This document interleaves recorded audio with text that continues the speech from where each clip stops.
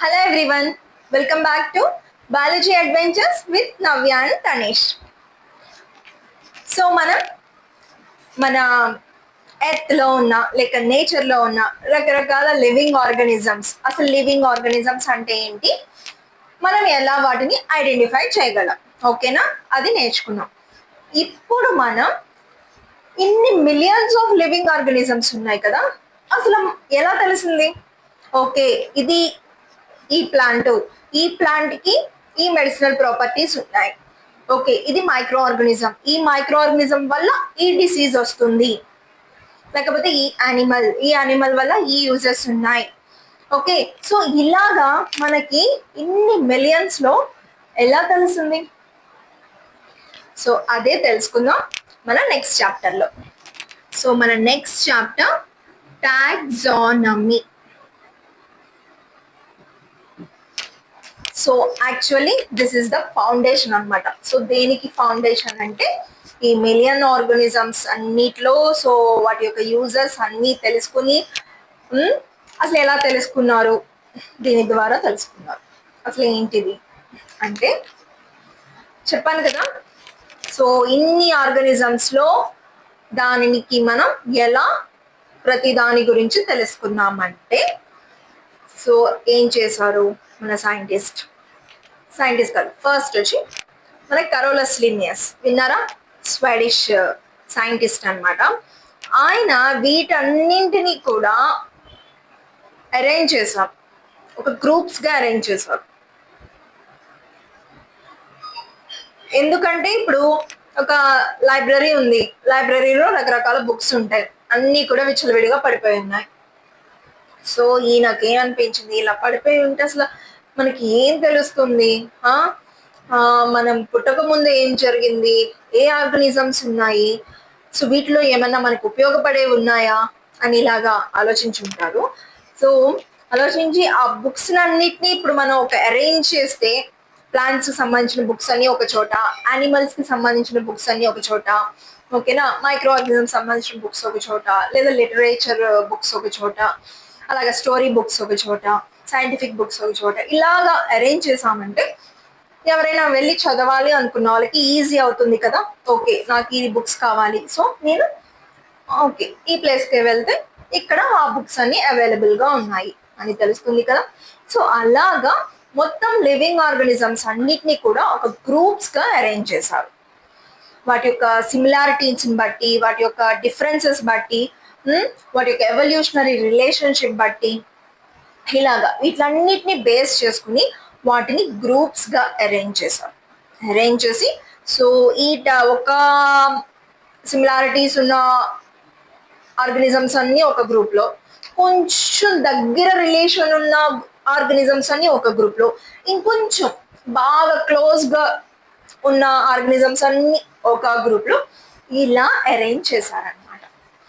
So అలా okay, ఎలా arrange చేశారు, అసలు ఫస్ట్ దాని స్టార్టింగ్ ప్రాసెస్ ఏంటి, సో ఏ విధంగా చేశారు అన్నది మనం అంతా కూడా ఈ చాప్టర్లో నేర్చుకుంటాం. ఇప్పుడు ఒక ఐడియా వచ్చేసింది కదా.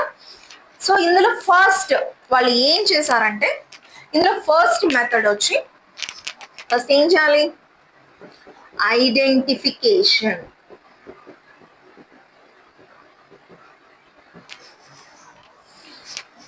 ఓకేనా.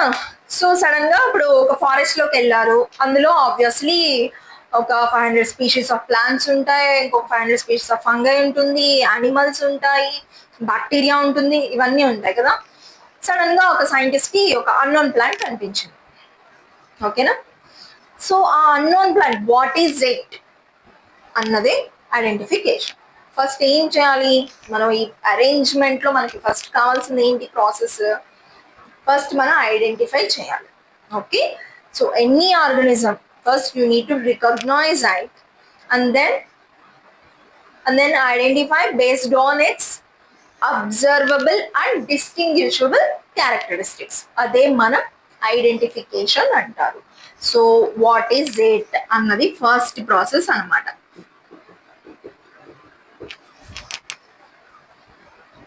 క్లియర్? సో సపోజ్ మనం ఒక ఎగ్జాంపుల్గా మనం మ్యాంగో ట్రీ తీసుకుందాం. ఓకే, సో ఓకే ఇది మ్యాంగో ట్రీ అని చెప్పేశారు. అంటే వెళ్ళిన సైంటిస్ట్ ఒక ఇంగ్లీష్ సైంటిస్ట్ అనమాట. సో మ్యాంగో ట్రీ అన్నారు. అదే మన తెలుగు వాళ్ళు ఆంధ్ర వాళ్ళు అయితే ఏం చెప్పుకుంటారు, ఓకే ఏం కనిపెట్టారు, మామిడికాయ చెట్టు, మామిడి చెట్టు అని పేరు పెట్టారు. ఓకేనా, ఇలాగా చూసి దాని యొక్క ఏం అబ్జర్వ్ చేశారు వాటి క్యారెక్టర్స్ పెట్టి ఓకే ఇది ఒక ప్లాంట్ అని చెప్పేసి ఐడెంటిఫికేషన్. సో మన ఈ టాక్సానమీలో ఫస్ట్ ప్రాసెస్ వచ్చి ఐడెంటిఫికేషన్ అనమాట. ఓకే, సో ఆ ప్లాంట్ ఏంటో కనిపెట్టారు. తర్వాత ఏంటి నెక్స్ట్ ప్రాసెస్ ఏంటంటే నామెన్క్లేచర్. నామెన్క్లేచర్ అంటే దానికి ఒక సూటబుల్ అయ్యే సైంటిఫిక్ నేమ్ ఇవ్వాలి. ఆల్రెడీ మన తెలుగు వాళ్ళు వెళ్ళి మామిడి చెట్టు, ఇంగ్లీష్ వాళ్ళు వెళ్ళి మ్యాంగో ట్రీ ఇచ్చేసారు కదా అనుకుంటే కుదరదు కదా. ఎందుకంటే ప్రతి దాని గురించి మొత్తం ప్రపంచం అంతా వర్క్ చేస్తూ ఉంటుంది. క్లియర్? సో ఇప్పుడు ఎక్కడో మన ఇండియా వాళ్ళు కనిపెట్టారు అనుకుందాం, అందులో మన ఆంధ్ర వాళ్ళు కనిపెట్టారు అనుకుందాం, దానికి మామిడికాయ చెట్టు అని పేరు పెట్టారు. ఓకేనా, సో అలాంటి చెట్టు వేరే జపాన్ వాడు, ఆస్ట్రేలియా వాడు వేడో అతనికి ఇంట్రెస్ట్ వచ్చింది, దాని గురించి తెలుసుకోవాలనుకుంటున్నాడు. బట్ ఆల్రెడీ మన వాళ్ళు కనిపెట్టేశారు కదా, ఈ చెట్టు ఏంటి అని ఐడెంటిఫై చేసేసారు. దాని యొక్క కొంచెం వాళ్ళకి తెలిసిన ఫీచర్స్ అన్ని కూడా వాళ్ళు ఇంక్లూడ్ చేశారు. ఓకే, ఆ ఇన్ఫర్మేషన్ అంతా వాళ్ళకి ఎలా తెలుస్తుంది? వాళ్ళు జపాన్ వాడు వాడు ఏదో పేరు పెట్టుకుంటాడు. ఓకేనా, సో అలాగనమాట. ఓకేనా, ఆ కన్ఫ్యూజన్ అనేది లేకుండా ఒక్కొక్క స్టేట్ లో ఒక్కొక్కరు ఒక్కోలా పిలుస్తారు, వేరే కంట్రీస్ లో అయితే ఇంకా వేరే నేమ్స్ ఉంటాయి. ఓకే, సో ఇలాంటి ఏ కన్ఫ్యూజన్ లేకుండా ఉన్న ప్రతి ఆర్గానిజమ్స్ కి ఒక సైంటిఫిక్ నేమ్ ఉండాలి.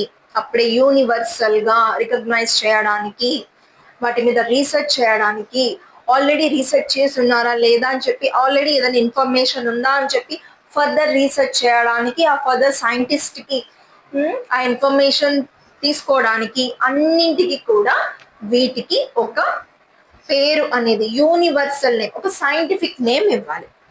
ఓకే, సో అదే నామెన్క్లేచర్. ఓకే, సో నామెన్క్లేచర్ అంటే so deciding which name we should give to that particular organism. ఓకేనా, సో నేమింగ్ అనమాట. ఈ నామెన్క్లేచర్ అంటే నువ్వు ఎలా పడితే అలాగ ఇవ్వకూడదు.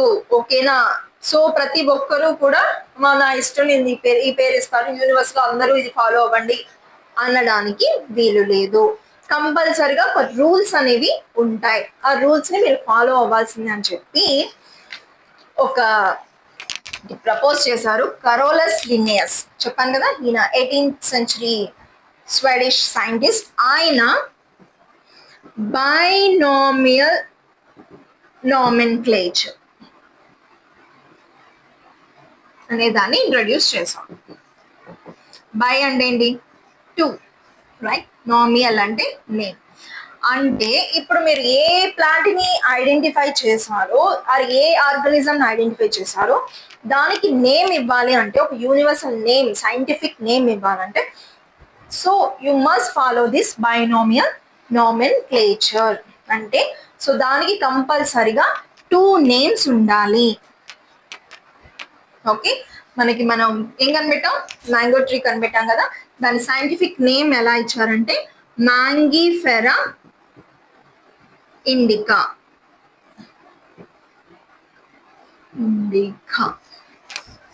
ఓకే, సో కంపల్సరిగా 2 నేమ్స్ అనేవి ఇవ్వాలి. సో దాన్ని ఎలాగ రిప్రజెంట్ చేయాలంటే ఇది కొంచెం క్లియర్ గా ఉండండి, ఈజీ అనమాట. ఫస్ట్ లెటర్ క్యాపిటల్ లెటర్ ఉండాలి. Okay, it should be A capital letter. And ఇది వచ్చి లోయర్ కేస్ లో రాయాలి.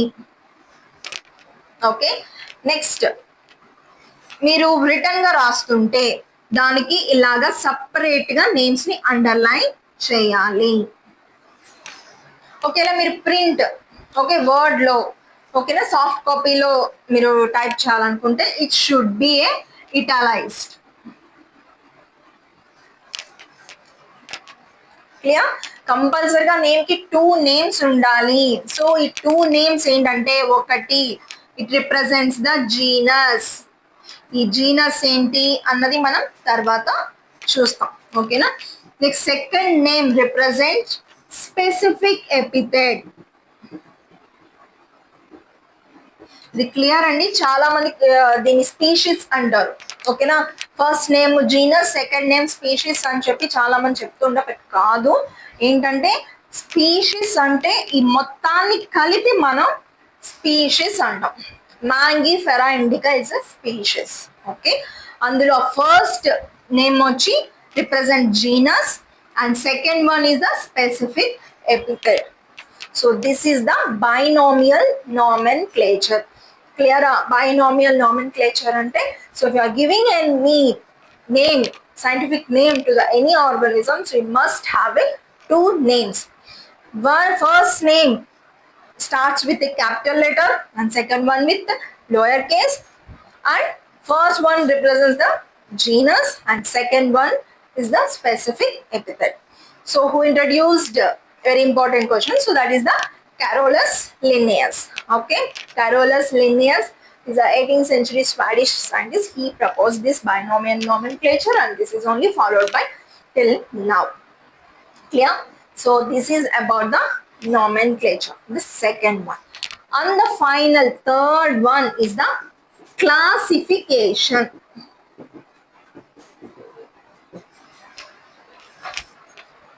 So what is this classification? Already నేను చెప్పేసాను కదా, how they are classified, the organisms based on similarities or differences. Same లైబ్రరీలో books ని ఎలా అరేంజ్, ఎందుకు క్లాసిఫికేషన్ అనేది ఆల్రెడీ మనకు ఫస్ట్ స్టార్టింగ్ నేను చెప్పేసాను. ఓకేనా. So the third step first identify చేసి నామెన్క్లేచర్ ఇచ్చి ఆ తర్వాత దాన్ని గ్రూప్స్ గా అరేంజ్ చేయడం. Okay. So arrangement of all organisms in a groups based on their similarities and differences is nothing but classification. Okay. ఇంకా క్లియర్ గా చెప్పాలంటే ఇంకొక ఎగ్జాంపుల్ చెప్పిన. ఓకే. ఇప్పుడు మన కిచెన్ లోనే అన్ని కూడా వెజిటేబుల్స్, స్పైసెస్, యూటెన్సిల్స్ అన్ని విచ్చలవిడిగా పడి ఉన్నాయి. అట్లా అన్నిటినీ కూడా చక్కగా వెజిటేబుల్స్ ఒక పక్కన, యూటెన్సిల్స్ ఒక పక్కన, స్పైసెస్ ఒక పక్కన, ఆల్ పల్సెస్ ఇవన్నీ ఒక చోట ఇట్లా అరేంజ్ చేసి ఉంటే అప్పుడు మనకి ఈజీగా అవుతుంది సర్చ్. సేమ్. ఓకేనా. స్టడీని ఈజీగా చేయడం కోసం further future who are want to work, so వాళ్ళందరికీ ఇన్ఫర్మేషన్ ఈజీగా దొరకడం కోసం, ఫ్యూచర్లో వచ్చే డిసీజెస్కి వాటి యొక్క కాజెస్ సారీ అవన్నీ తెలుసుకోవడం కోసం, సో మనం ఉన్న ఈ మిలియన్స్ ఆఫ్ ఆర్గనిజమ్స్ ని చక్కగా గ్రూప్స్ గా డివైడ్ చేసి అరేంజ్ చేస్తే okay, so it is easy to study అనమాట. So this is the classification. ఈ మూడు కలిపే మనం టాక్సానమీ అంటారు. Clear? Now you will learn the definition of taxonomy easy now. Okay, so what is taxonomy? Science of, traditional sense lo ela chepta ante science of identification, nomenclature and classification is nothing but taxonomy. Clear? So this is the main basic foundation for the all the taxonomy hierarchy and the arrangement of the all organisms into groups. Clear?